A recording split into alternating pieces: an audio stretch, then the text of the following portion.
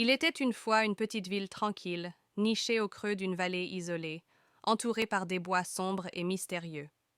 Les habitants de cette ville étaient paisibles et la vie semblait suivre son cours sans encombre, jusqu'à ce qu'une série d'événements étranges commence à semer la peur parmi eux. Tout a commencé par des disparitions inexplicables. Des personnes se volatilisaient sans laisser de traces, comme si elles étaient avalées par l'ombre elle-même.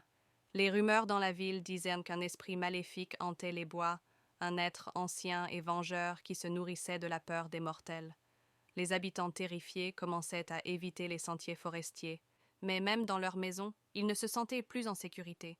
Des bruits étranges résonnaient dans les rues désertes la nuit, des chuchotements glaçants et des ombres mouvantes dans les coins sombres.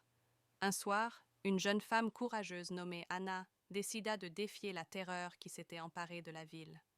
Armée de courage et de détermination, elle s'aventura seule dans les bois, déterminée à découvrir la vérité derrière ces événements sinistres. Ses pas résonnaient sur le sol humide tandis qu'elle avançait dans l'obscurité. Soudain, elle entendit un souffle rauque derrière elle, et avant qu'elle ne puisse se retourner, une main glaciale se referma sur son épaule. Le cœur battant la chamade, elle se retourna pour faire face à l'horreur qui se dressait devant elle. Une créature difforme, mi-homme, mi-bête, la fixait de ses yeux sans pupille, émettant un rire cruel et démoniaque. Anna sentit la terreur la paralyser, mais au fond d'elle-même, une lueur d'espoir naquit.